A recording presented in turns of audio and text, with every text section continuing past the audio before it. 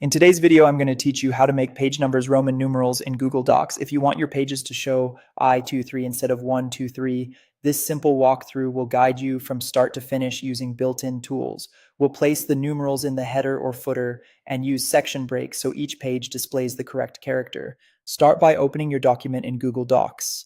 Make sure you're in editing mode so you can access the menus and the header or footer areas. To open the header and footer, click once at the very top of the page. You'll see the header region activate along with a small toolbar. You can use the footer instead if that's your preference. The process is the same either way. Next, we'll manually insert the first Roman numeral. Go to Insert in the top menu, then choose Special Characters. A panel will appear with a search field and symbol options. Use the search to look for Roman numerals or browse by category until you find them. Select the Roman numeral I and it will appear in your header or footer. This becomes your page 1 label. You can keep typing if you want more space around it, but the key is just to get that I in place.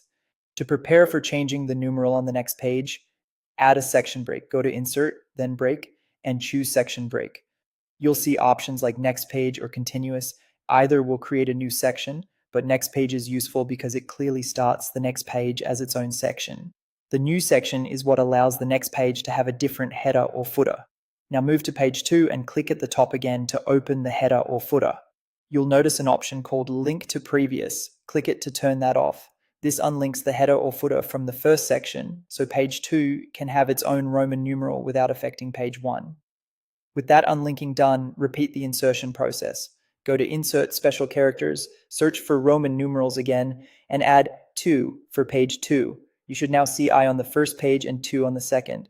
Continue this pattern for the rest of your document. Add section breaks where needed, make sure each new section is unlinked from the previous one, and insert the appropriate Roman numeral 3, 4, V, and so on.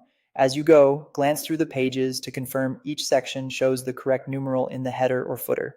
And that's it. If you found this tutorial helpful, don't forget to like this video and subscribe to my channel for more Google Docs tips and tutorials.